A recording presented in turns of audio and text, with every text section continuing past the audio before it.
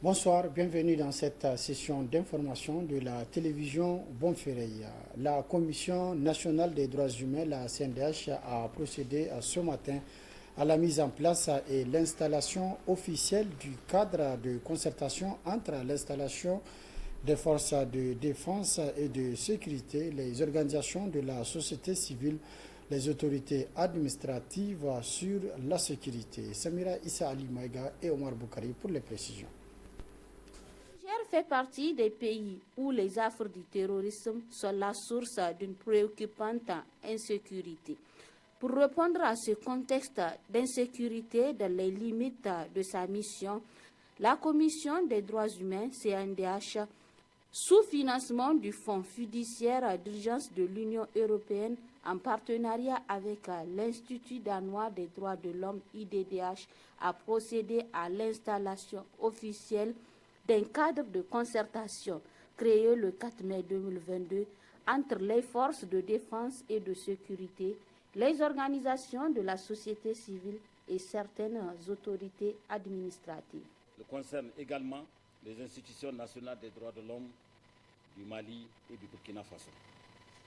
Il intervient dans un contexte où les pays du Sahel font face à une grave insécurité sans précédent. La Commission nationale des droits humains, CNDH, à travers son premier responsable, compte sur l'abnégation au travail, le sens élevé des responsabilités du cadre mis en place pour que les obstacles liés à l'instauration d'un climat de confiance puissent être restaurés entre les forces de défense et les populations. Notre pays, le Niger, fait face à une vive crise sécuritaire avec son lot de morts, de blessés et de destructions de toutes sortes qui portent atteinte aux droits humains fondamentaux de nos populations. Une situation qui doit interpeller chaque Nigérienne et chaque Nigérien ainsi que chaque habitant du Niger, afin qu'ensemble nous puissions mettre fin à cette insécurité et créer les conditions d'une paix durable qui nous permettra de nous atteler aux actions de développement de notre pays pour l'avènement d'un Niger radieux et prospère.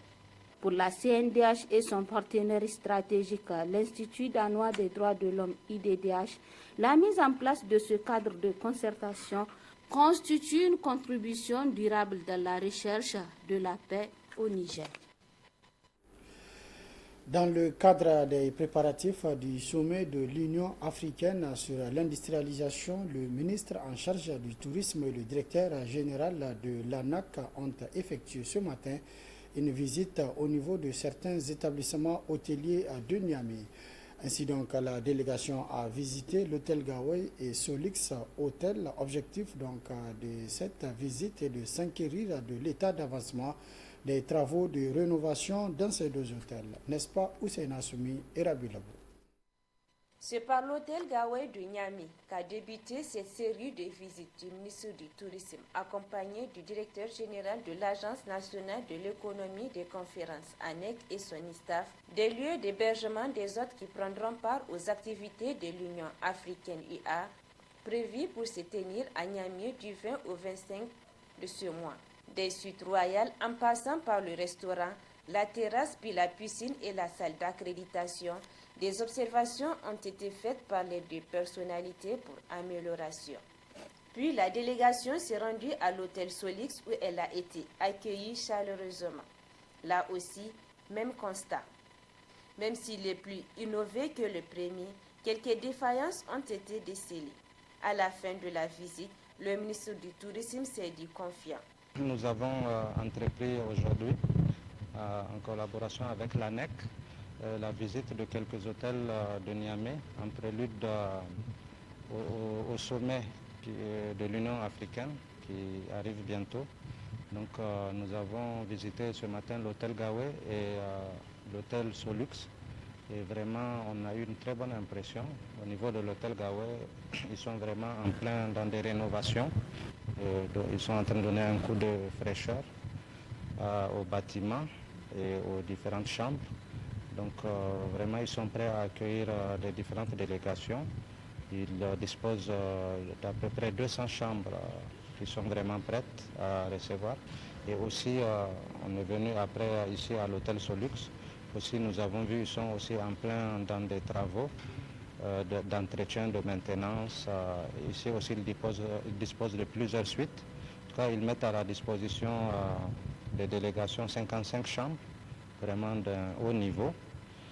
Donc, en tout cas, je dirais que vraiment, on est très satisfait de notre visite et que vraiment, le sommet va bien se passer. Au niveau en tout cas des infrastructures hôtelières, nous sommes prêts vraiment pour accueillir les différentes délégations qui vont venir. Cette série de visites s'est terminée sur une note de satisfaction avec promesse des responsables des hôtels de corriger les observations soumises par le ministre du Tourisme et le DG de l'ANEC. À noter que le premier invité qui sera hébergé à l'hôtel Solix est attendu cet après-midi même à Niamey.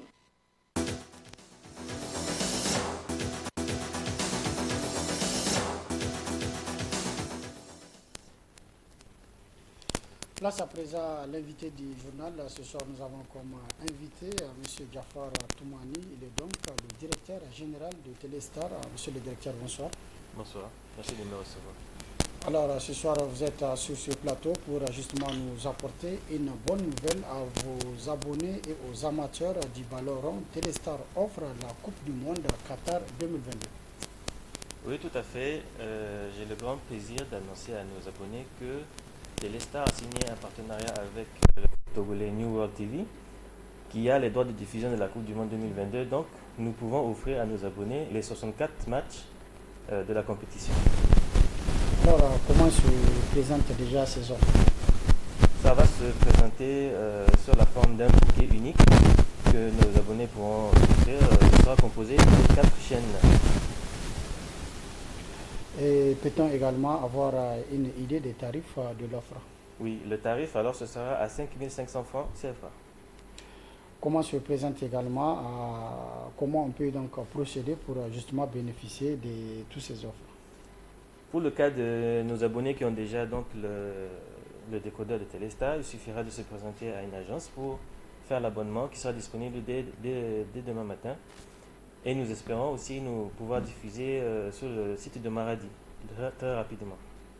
Alors la Coupe du Monde, c'est justement dans 48 heures, c'est-à-dire le dimanche prochain. Oui. Alors est-ce que vous avez un message à l'endroit de vos abonnés et à l'endroit de toute la population de façon générale?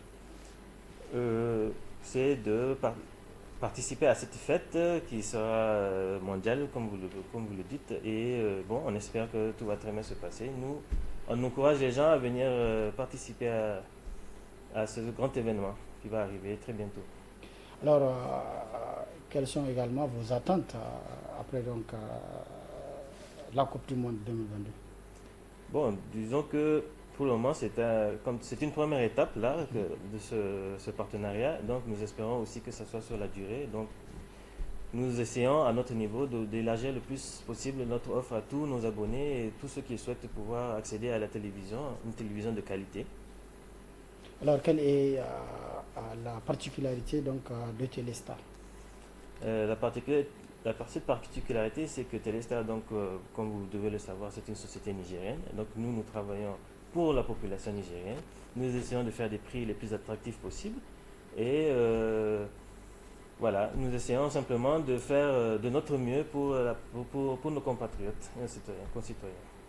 Alors, merci donc à M. Jafar Toumani. Je rappelle que vous êtes le directeur général de Téléstar. Merci donc d'être passé sur ce plateau. Restez également pour suivre la suite de cette édition. Poursuite de la série de rencontres, d'échanges initiés par le ministre en charge du développement communautaire et de l'aménagement du territoire ce matin. Il a donc rencontré les partenaires techniques et financiers pour partager le rapport général de synthèse des groupes de travail. Plus de précisions dans ce compte rendu. Ils ont pris connaissance du rapport provisoire de synthèse des travaux des groupes thématiques et des contributions des régions et ce sont les partenaires techniques et financiers sous l'égide du ministre en charge du développement communautaire accompagné de ses techniciens. Cette rencontre est la suite logique d'une série engagée depuis pratiquement quelques temps avec les acteurs des ONG et associations de développement. C'est vraiment pour prendre en compte l'ensemble de ces préoccupations que le ministère du Développement communautaire et l'aménagement du territoire a envisagé la tenue en fin novembre des assises où ils vont capitaliser sur tout ce qui a été déjà fait au niveau régional et au niveau central, mais surtout approfondir au cours des assises les réflexions sur l'ensemble de ces thématiques pour qu'au sortir de la réunion, les ONG voient leur performance améliorée à travers un recadrage de tout ce qu'ils font actuellement. Le souci étant d'assurer à ces ONG une meilleure performance pour une contribution beaucoup plus inclusive et beaucoup plus marquée dans le cadre du processus de développement économique et social du Niger. Le ministre en charge de l'aménagement du territoire et du développement communautaire a situé le rôle important des acteurs et partenaires dans la mise en œuvre de cette initiative. Il s'agit pour nous de confirmer les engagements du président de la République d'assurer l'aspect inclusif et participatif de ces assises nationales.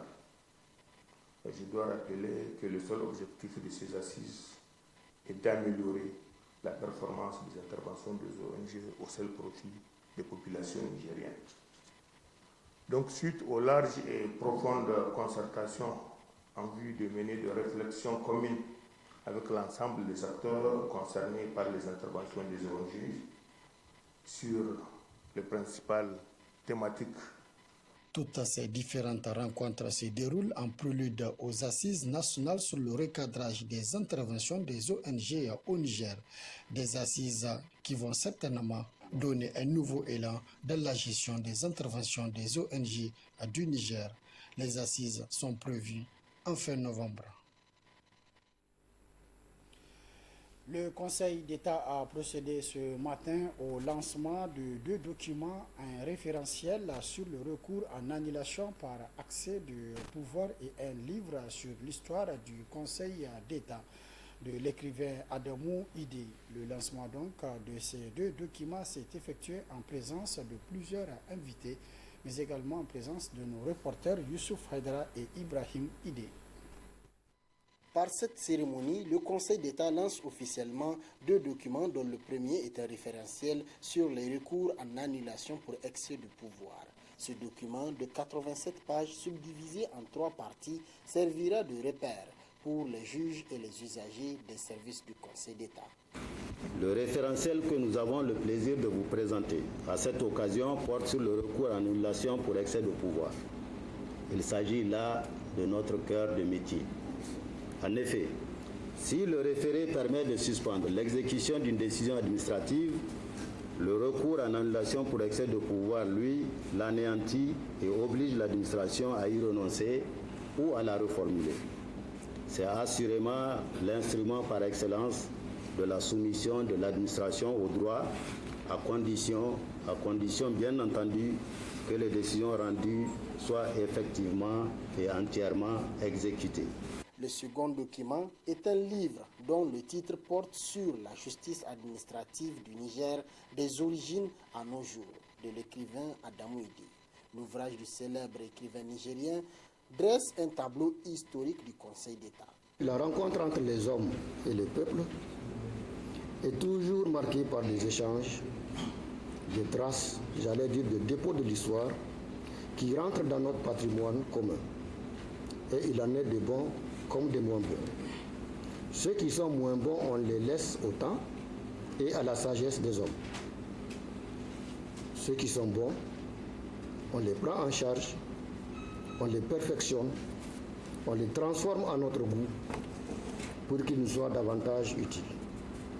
Lors de la cérémonie officielle d'installation de la Cour suprême le 31 mars 1962, le ministre en charge de la justice de l'époque a déclaré, je cite, « Nous n'avons pas copié, mais adapté les principes régissant la matière aux besoins à satisfaire. » Fin de citation.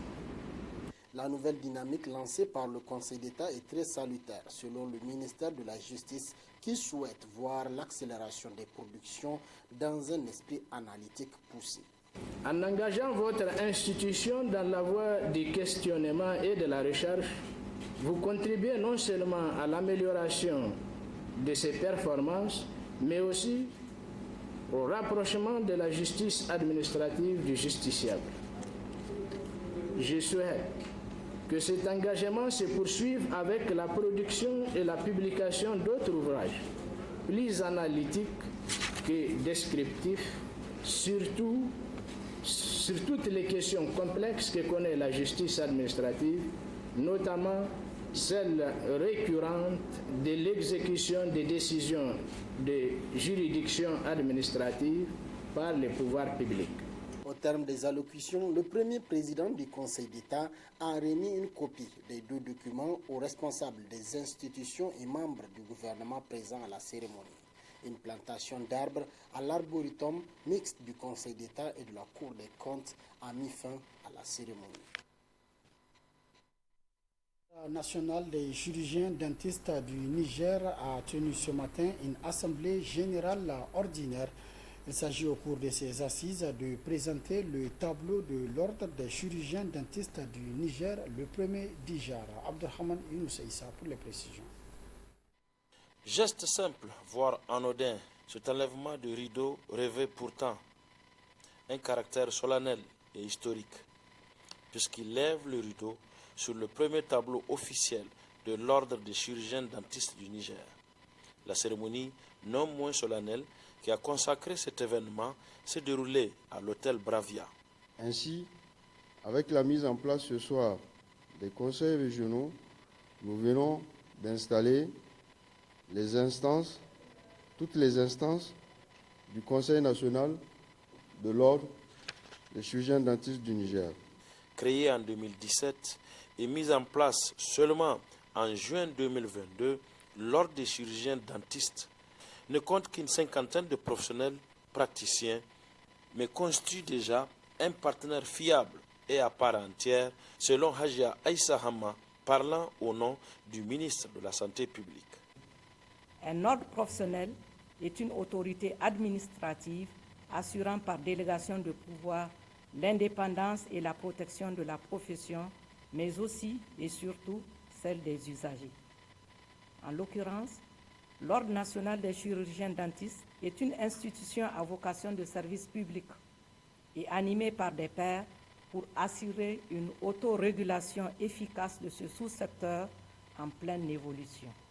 Dernier né des ordres professionnels au Niger, l'Ordre des chirurgiens dentistes a pourtant déjà une mission à accomplir et un rang à assumer dans la construction d'une meilleure santé pour tous. Les ordres, y compris celui des chirurgiens dentistes, doivent jouer un rôle important dans le renforcement de la qualité de ces ressources humaines et dans la gouvernance sanitaire, en appui aux autorités sanitaires, en aidant à la définition des normes techniques, en veillant à leur application par ses membres et en veillant à leur autorégulation. L'ordre doit également veiller à ce que ses membres suivent la déontologie du métier. Tout cela contribue à améliorer l'offre de services et la satisfaction des populations bénéficiaires. C'est la première fois au Niger qu'un tableau officiel national listant exclusivement les chirurgiens dentistes professionnels voit le jour. Pour davantage marquer l'événement, des remerciements et de nombreux témoignages de satisfaction ont été décernés à plusieurs personnalités. Ce tableau est donc le premier d'une très longue série qui débute. Le Niger a présenté cette année 15 candidats pour l'édition 2022 du concours d'agrégation du Conseil africain et malgache pour l'enseignement supérieur à CAMES, Abidjan 2022. Sur ces 15 candidats, 12 ont été déclarés admis, soit un taux de réussite de 80% pour le Niger. De retour au pays, hier après-midi, un accueil chaleureux a été réservé à la délégation nigérienne par les professeurs, étudiants, parents, amis et connaissances, mais aussi et surtout les ministres en charge de la santé publique et celui de l'enseignement supérieur et de la recherche, Ablazi Mamadou et Ibrahim Ousmane. Au 21e concours d'agrégation du Conseil africain et malgache pour l'enseignement supérieur CAMES Abidjan 2022, le Niger a présenté 15 candidats. 12 tous de la faculté des sciences de la santé sont admis sur les 15 candidats, soit un taux global de réussite de 80% pour le Niger. Résultat qui a d'ailleurs suscité cet accueil chaleureux de la communauté estudiantine, ministère de la Santé et celui de l'enseignement supérieur qui produit toutes ces valeurs nigériennes. L'intérêt, c'est que ça augmente à la capacité d'encadrement de nos universités. Ça augmente à la capacité d'évaluation de nos programmes de formation en médecine et en droit, pour le cas des juristes, de nos universités partant du Niger. Nous voulons arriver à une masse critique de 30 à 50 candidats par année pour que le maximum de nos enseignants-chercheurs, médecins, juristes puissent passer ce cap de l'agrégation. Sur les 12, 3 sont de l'hôpital général de référence de Niamey. Il s'agit de Abdelwahab Mahamadou en traumatologie orthopédie, Kadri Aliou Kadri Ousmane en stomatologie, chirurgie maxillo-faciale et de Mohamed Sani Mohamed Aminou en endocrinologie, métabolisme et nutrition. Le directeur général de l'hôpital général de référence se réjouit.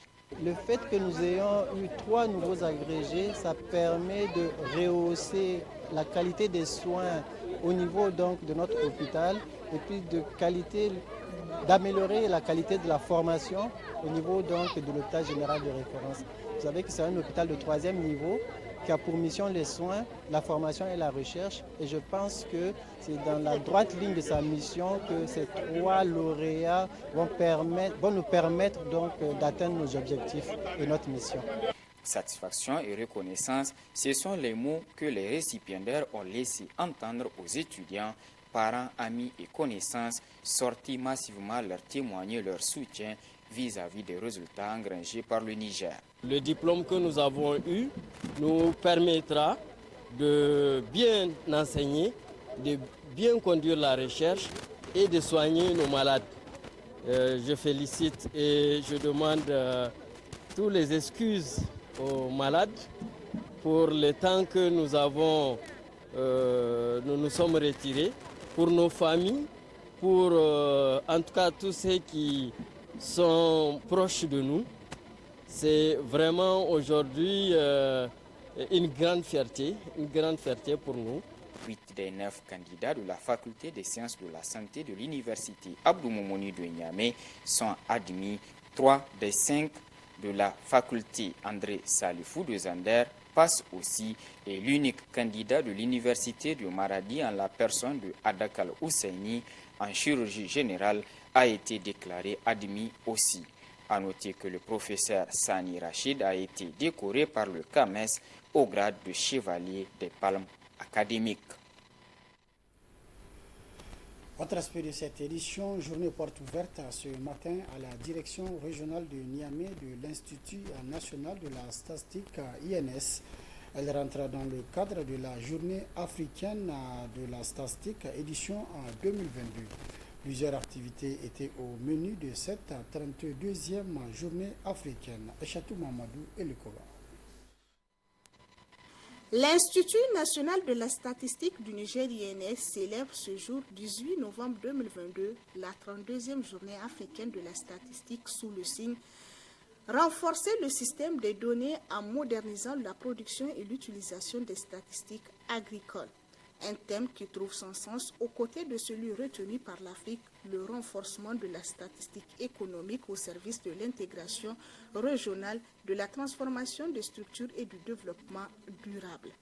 L'équipe de la statistique, autour de la toute nouvelle directrice générale, Mme Takobakwa Aminata Boureima, envisage une fois de plus de redynamiser les données statistiques par des moyens plus modernes. Cette nouvelle dynamique s'inscrit aussi dans le credo « Construire un tout cohérent » qui vise à repositionner l'INS au sein des écosystèmes dont tous les maillons fonctionnent de manière optimale pour réaliser les objectifs de la stratégie nationale de développement de la statistique. Construire un tout cohérent consistera pour nous aussi à renforcer la collaboration au sein de l'écosystème de la production, la diffusion, avec une chaîne d'agents engagés pour collecter, traiter, analyser et diffuser les données statistiques orientées pour la prise de décision. Les partenaires techniques et financiers qui accompagnent le pays s'appuient sur des données. Le système des Nations Unies salue les avancées enregistrées grâce à l'accessibilité et à la qualité des données statistiques. La priorité est accordée à la production et à l'utilisation des statistiques agricoles. En effet, sans des statistiques fiables, régulièrement produites et répondant aux normes, standards et méthodologies de référence, les gouvernements et les acteurs de développement à tous les niveaux nous serons privés des vigilances impératives pour informer et orienter les politiques et les réponses idoines dans le secteur agricole. Cette importance s'applique du reste à tous les secteurs de développement. L'Institut national de la statistique et le système statistique bénéficient également du soutien de la tutelle. Le ministère du Plan réitère son engagement. Cette stratégie constitue le cadre de référence en matière d'activité statistique et a pour objectif de contribuer efficacement à faciliter la prise de décision en matière de résilience des bases de développement économique et social du Niger. Elle a pour vision de bâtir un système statistique national stable, cohérent, ouvert et répondant de façon satisfaisante aux besoins des utilisateurs. En réaffirmant la disponibilité et la détermination du gouvernement à renforcer le partenariat solide et riche qui existe entre notre pays et les différentes institutions, particulièrement en faveur du développement de la statistique au Niger. Cette 32e journée africaine de la statistique, marquée par une journée porte ouverte, est immortalisée par la remise de prix symboliques aux élèves du concours du prix mathématique édition 2022. Motion spéciale et témoignages rendus aux agents appelés à faire valoir de leurs droits à la retraite de l'INS. Des stands d'exposition des produits statistiques ont été érigés pour la circonstance. Des activités qui se poursuivront tout au long de la semaine à venir. Et puis en prélude à la célébration de la journée mondiale des toilettes célébrée le 19 novembre 2022, le réseau des journalistes pour l'eau et l'assainissement et la fondation Nour ont conjointement animé ce matin un point de presse. Il s'agit pour eux d'annoncer leur engagement à accompagner le président de la République dans ses initiatives d'améliorer les conditions de vie de la population. Boubacar Amadou et Mohamed Vouri. Au Niger, près de 16 millions de personnes défèquent à l'air libre ou dans des toilettes qui ne répondent pas aux normes, chose qui n'est pas sans conséquence sur la santé de la population. Pour résorber cette situation, le président de la République a annoncé sa volonté de construire près de 50 000 latrines un peu partout dans le pays. C'est dans cette optique que le réseau des journalistes pour l'eau et l'assainissement, REGEA, et la fondation Nour de la première dame décident d'unir leurs forces pour accompagner le président de la République dans cet engagement. La fondation Nour, en collaboration avec le réseau de journalistes pour l'eau, l'hygiène et l'assainissement, s'engage ou accepte de mener le plaidoyer pour la mobilisation de tous les acteurs afin d'accompagner la vision noble du président de la République dans le domaine de l'eau, de l'hygiène et de l'assainissement. Cette mobilisation va nous amener effectivement à plaider auprès des partenaires techniques et financiers, des entreprises publiques et privées, de bonne volonté et également toutes les personnes, chacun à ce qui les concerne, d'apporter sa contribution pour aider le chef de l'État à réaliser naturellement ses ambitions nobles dans le secteur de l'eau et de l'assainissement. Le chef de l'État a été clair. Au-delà de ces actions qu'il a en tout cas entreprises, il y a des actions de réduction de vulnérabilité de la pauvreté des communautés, parce qu'il s'agit de restaurer la dignité des populations nigériennes, de garantir en tout cas un environnement sain à toutes les populations du Niger. En unissant leurs expériences et leurs moyens, le REGEA et la fondation Nour entendent atteindre plusieurs objectifs. Vous les médias, vous nous aidez à faire en sorte qu'il y ait des comportements sains. Donc la sensibilisation, pour qu'il y ait en santé publique, on le dit, des comportements sécuritaires qui puissent permettre quand même à tout un chacun de savoir que nous produisons des déchets humains. Ces déchets humains peuvent nous rendre malades. Et c'est pour ça que l'eau que nous consommons, parce que nous sommes obligés de consommer cette eau, l'eau que nous consommons, nous devrons en fait que ça soit de l'eau saine. Et comment ça doit être de l'eau saine? C'est d'éviter justement que ces déchets humains puissent contaminer nos eaux. Donc, c'est de faire en sorte qu'il y ait beaucoup de sensibilisation et la première dame sera au-devant pour amener les gens à prendre conscience de ce que nous produisons comme déchets et de comment nous devrons faire en sorte que ces déchets ne soient pas nuisibles. Cette initiative du REGEA et de la Fondation Nous rentre dans le cadre de l'édition 2022 de la Journée mondiale des toilettes célébrée le 19 novembre de chaque année depuis 2019. Placée sous le thème « Les eaux souterraines et l'assainissement », cette édition 2022 se tient dans un contexte marqué par une crise d'assainissement mondial. La participation active de la population pourrait contribuer à améliorer la santé à travers l'hygiène corporelle et environnementale. Dernier aspect de cette édition, RTL Niger a procédé hier après-midi à son siège à la remise du lot du dernier tirage de la promo Koubaini 2. Le gagnant de cette promo est de la région de Niamey. Il remporte un chèque de 5 millions de francs CFA. Hussein Assoumi et Mohamed Gori pour les précisions. À l'issue du tirage au sort hebdomadaire de la promotion Koubaini 2 en date du 3 novembre 2022, je certifie et proclame le numéro gagnant suivant: 98 59 49 96 de la région de Niamey. Par ces propos de l'huissier de justice Maître Sofo, M. Ibrahim Garbadabay devient l'heureux gagnant du gros lot de 5 millions de francs CFA mis en jeu lors du lancement de la promo Koubaini 2 d'RTL Niger. Sa joie est inexplicable. C'est un sentiment de joie, de satisfaction. Je suis content et heureux d'avoir gagner ce lot. Je remercie RTL Niger, le directeur et en particulier les personnels. Suleiman El Haj Ouma, directeur marketing, revient sur le lancement de la dite promo et ses tirages. Vous vous souviendrez que le 25 août, nous avons lancé la promo Koubaini 2 qui permettait à nos abonnés de bénéficier de beaucoup d'avantages déjà en achetant nos produits et services, et aussi à travers les tirages au sort hebdomadaires et mensuels de partir avec des super lots. Nous avons fait le premier tirage à fin septembre où nous avons eu un lauréat qui a été récompensé. Et cette fois-ci, nous sommes à la dernière étape puisque nous avons fait le dernier tirage au sort au titre du mois d'octobre qui consacrait les deux mois de la promotion. Cette remise du prix à M. Ibrahim Garbadabay met ainsi fin à la promotion Koubaini 2 ayant fait plusieurs gagnants. Ces derniers ont reçu divers lots, dont poste téléviseur, téléphone, abonnement Canal+, bons scolaires pour ne citer que cela. C'est la fin de cette édition. Merci de l'avoir suivi à toutes et à tous. Prochain rendez-vous de la rédaction demain, Inch'Allah, à partir de 12h30. Très bonne réception. Au revoir.